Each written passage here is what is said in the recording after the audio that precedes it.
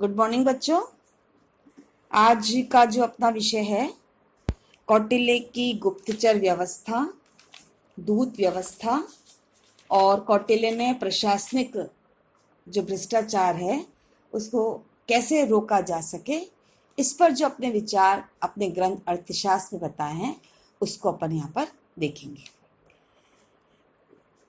जहां तक गुप्तचर व्यवस्था का प्रश्न है, कौटिल्य का कथन है कि राज्य के मामले में किसी भी व्यक्ति पर विश्वास नहीं करना चाहिए।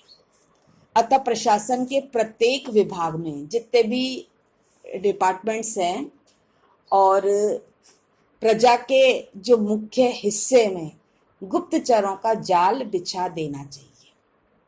कौटिल्य ने गुप्तचर सेवा के संगठन और उसकी कार्य प्रणाली पर विशेष रूप से अलग से यानी अध्याय लिखे हैं और गुप्तचरों की विभिन्न श्रेणियों का उसने वर्णन दिया है।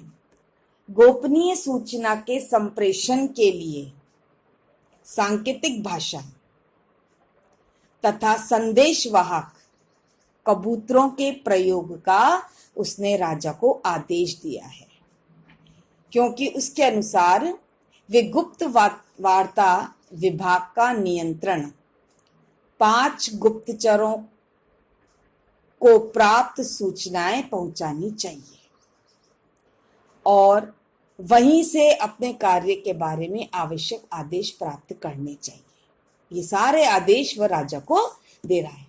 इन संस्थाओं के अतिरिक्त कुछ विशेष गुप्तचरों की नियुक्ति भी होनी चाहिए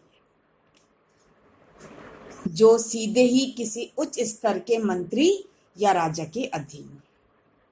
मंत्रियों की गतिविधियों पर जो मिनिस्टर्स हैं उसके मंत्रिमंडल के, उन पर सतर्कता विजिलेंस रखने के लिए राजा अपने अधीन गुप्तचरों को नियुक्त करे।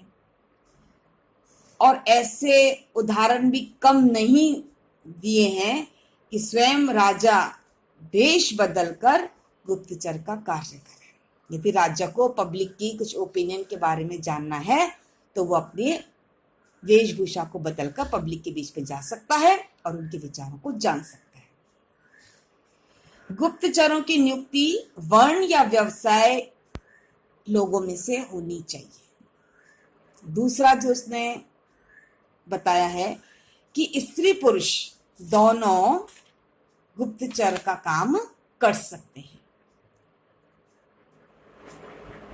एक अन्य प्रकार के गुप्तचर की बात कौटिल्य ने कही है, जिन्हें बाल्यकाल में यानी बचपन में ये प्रशिक्षण दिया जाता था कि वह साधु या ज्योतिषी के वेश में प्रजा के निकट पहुंचकर गुप्त सूचना प्राप्त कर सके। क्योंकि क्या होता है, साधारणतः कोई लोग साधु और ज्योतिषी के प्रति न केवल अत्यंत श्रद्धावान होते हैं बल्कि उन्हें अपने मन की बात भी बता देते हैं।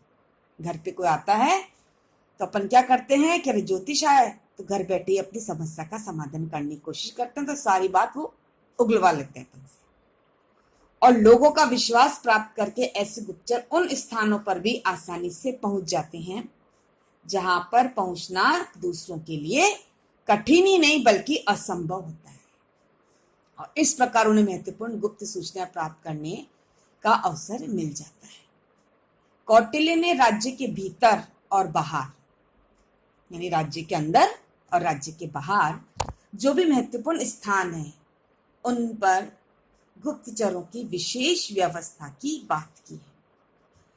कहीं सन्यासी के रूप में, कहीं गृहस्थ के रूप में, कहीं विद्यार्थी के रूप में, कहीं कृषक के रूप में गुप्तचरों का विस्तृत संगठन उसके अनुसार अपेक्षित है। एक प्रकार के गुप्तचर विशेष साहसिक श्रेणी के होते थे जो राजा के हित में गुप्तचर में हिंसात्मक कार्य भी संपन्न कर देते थे। राजा के हित को यदि किसी प्रकार का कष्ट पहुंचता है तो हिंसक गतिविधि भी कर सकते थे। गुप्तचर में राजा के शत्रुओं की हत्या कर देना उनके लिए बाएं हाथ का खेल था। यानी राजा को किसी प्रकार भी कोई भी संकट नहीं होना चाहिए। राजशक्ति विरुद्ध षड्यंत्र का पता लगाकर उसका दमन करना ये भी कौटिल्य के शब्दों में गुप्तचर का काम था। शत्रु राज्यों की आक्रमण योजनाओं का पता लगाना, वहां क्रांति को प्रोत्साहन देकर शत्रु राजा का वध करना, ये कौटिल्य ने गुप्तचरों की नियुक्ति के लिए आदेश दिया है। मंत्रियों, सेनापतियों और न्यायाधीशों की राजभक्ति की परीक्षा करके राजा को उसकी सूचना देने के लिए भी गुप्तचर नियुक्त किए जाते थे। राजा की लोकप्रियता की रक्षा करना भी गुप्तचर का कार्य था। जैसे आधुनिक समय में हम कहते हैं जो पब्लिक रिलेशन ऑफिसर है, पीआरओ, उसका काम भी क्या है? मीडिएटर का। जनमत का पता लगाने के लिए गुप्तचरों को 2 दलों में विभक्त होना चाहिए, जिसके 2 पार्ट करते हैं। और यात्रा स्थलों, सभाओं, सार्वजनिक स्थानों पर जन समूहों के बीच जाकर कुछ ऐसा विवाद छोड़ दे, कुछ ऐसी बात छोड़ दे जो एक पक्ष राजा के विरुद्ध बात करे और दूसरा पक्ष राजा के पक्ष में बात करे। तो गुप्तचर जान जाएंगे कि प्रजा किस बात से संतुष्ट है, राजा की कौन सी बात प्रजा को अच्छी नहीं लग रही है, तो राजा उन कार्यों को करने में थोड़ी सावधानी बरते। राजा को प्रजा को संतुष्ट करने के उपाय बताए। तो इस प्रकार कौटिल्य की शासन प्रणाली में गुप्तचर व्यवस्था का महत्वपूर्ण स्थान है। राजा की शक्ति के संरक्षण का एक महत्वपूर्ण साधन है। अपराधियों के निवारण और प्रजा की संतुष्टि के लिए गुप्तचर उत्तरदायी हैं और विदेश नीति के निर्माण और संचालन के लिए भी गुप्तचर मार्गदर्शक का कार्य करते हैं। इस गुप्तचर व्यवस्था के साथ साथ कौटिल्य ने दूत व्यवस्था का भी उल्लेख किया है और 3 प्रकार के दूतों का उल्लेख किया है। जैसे वे राजदूत जो अपनी विवेक बुद्धि से अपने राजा की ओर से निर्णय करने की शक्ति रखते हो, यानी आवश्यकता पड़ने पर राजा की ओर से वह दूत कुछ डिसीजन लेने की पावर रखते हो। दूसरा, वे जिनकी शक्ति बहुत सीमित हो तथा जिन्हें किसी विशेष उद्देश्य की पूर्ति के लिए शक्ति दे रखी हो। तीसरा, वे जिन्हें केवल अपने राजा का कोई संदेश दूसरे राज्य को पहुंचाने के लिए भेजा गया। यानी 3 प्रकार के दूतों का उल्लेख कौटिल्य ने अपने ग्रंथ अर्थशास्त्र में किया है। एक तो परमानेंट, जिनको शक्ति दी हुई है, जिनको कुछ विशेष उद्देश्य के लिए, और तीसरे प्रकार के केवल वो संदेश, मैसेज पहुंचाएंगे दूसरे राज्य। राजदूत गुप्तचर का कार्य भी करते थे। दूसरे राज्यों की आंतरिक स्थिति, विशेषता, सैनिक शक्ति और जनमत की स्थिति का आंकलन कर, विश्लेषण कर, एनालिसिस कर अपने राज्य के लिए महत्वपूर्ण सूचना प्राप्त करना भी राजदूत का काम था। इस प्रकार कौटिल्य ने राज्य को भीतर और बाहर के शत्रुओं से सुरक्षित रखने के लिए विभिन्न उपायों का विस्तृत विवेचन दिया कि राज्य आंतरिक रूप से किस प्रकार से सुरक्षित रह सकता है और बाहरी रूप से किस प्रकार सुरक्षित रह सकता है। इस संबंध में से ढेरों उपाय बताने का प्रयास किया और चाणक्य के राजशास्त्र में शासक को विभिन्न जीव जंतुओं के कुछ कुछ गुण सीखने की बात की है, जिनमें शेर, बगुला, मुर्गा, कौवा, कुत्ता, गधा आदि। यानी जो जो इन जानवरों में जो गुण होते हैं, उन गुणों को अपनाकर राजा अपने राज्य की रक्षा कर सकता है, बाहरी आक्रमण की रक्षा कर सकता है। इसी क्रम में कौटिल्य ने जो प्रशासनिक व्यवस्था है, उसमें भ्रष्टाचार कैसे रोका जाए उसके बारे में उसने विवेचन किया है।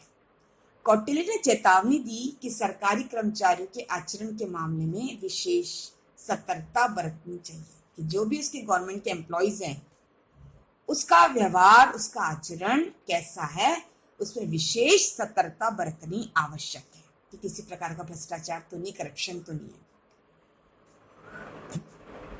कोई व्यक्ति अपनी जीभ पर रखे हुए मधु या विष के स्वाद के प्रति उदासीन रहे, ऐसा देखना संभव नहीं है। नहीं, ऊपर से मीठा बोल रहा है और अंदर से कड़वा है, इसको भी हमको चेक करना है।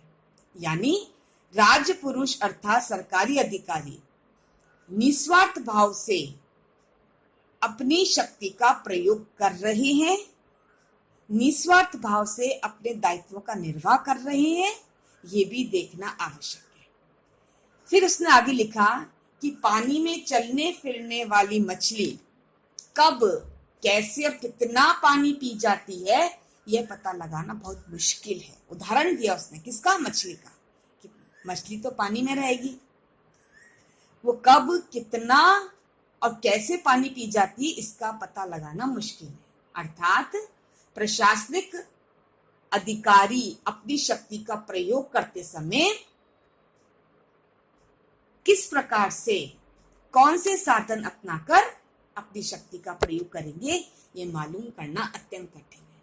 अतः राजा को निरंतर, लगातार जो उसके राज्य के अधिकारी वर्ग हैं, जो कर्मचारी वर्ग हैं, उसकी गतिविधियों पर लगातार निगरानी रखनी चाहिए। तभी एक राजा अधिक दिनों तक अपनी शासन व्यवस्था का संचालन आसानी से कर सकता है, क्योंकि कोई भी काम अकेला नहीं किया जा सकता, उसको अपने मंत्रिमंडल के सदस्यों का सहारा लेना ही पड़ता है, अधिकारियों का सहारा लेना ही पड़ता है।